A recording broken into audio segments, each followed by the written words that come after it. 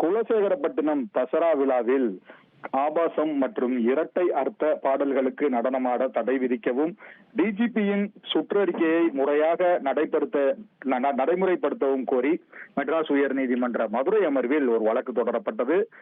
அந்த வழக்கு விசாரணையில் சிறப்பு குழுவில் குலசேகரப்பட்டினம் தாசில்தார் மற்றும் காவல் ஆய்வாளர், அப்பகுதியைச் சேர்ந்த ஒரு பெண் மற்றும் இளைஞர், வயதானவர் கொண்ட 5 பேர் கொண்ட குழுவை அமைக்க வேண்டும், அவர்கள் கண்காணிக்க வேண்டும் என உத்தரவிட்டு வழக்கை 9ஆம் தேதிக்கு ஒத்திவைத்திருக்கிறது மெட்ராஸ் உயர்நீதிமன்ற மதுரை அமர்வு.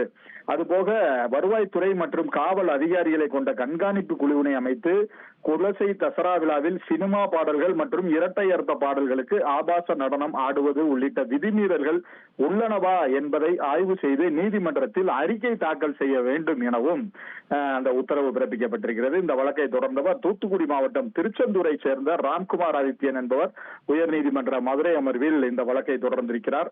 அதில் குலசேகரன்பட்டி அருள்மிகு முத்தாரம்மன் திருவிழாவானது மிகவும் பிரசித்தி பெற்றது. இந்த தசரா விழாவில் பல்லாயிரக்கணக்கான, அதாவது பல லட்சக்கணக்கான பக்தர்கள் வந்து இந்த விழாவில் கலந்து கொள்வார்கள்.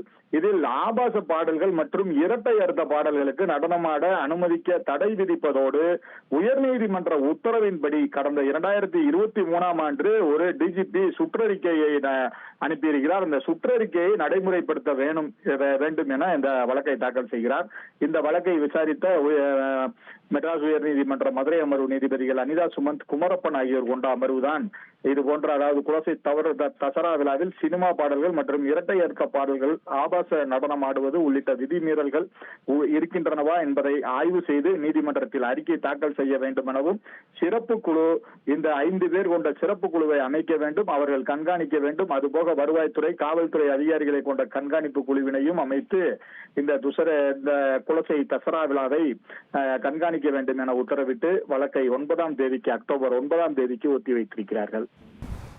உங்கள் விவரங்களுக்கு நன்றி மாரிச்சாமி.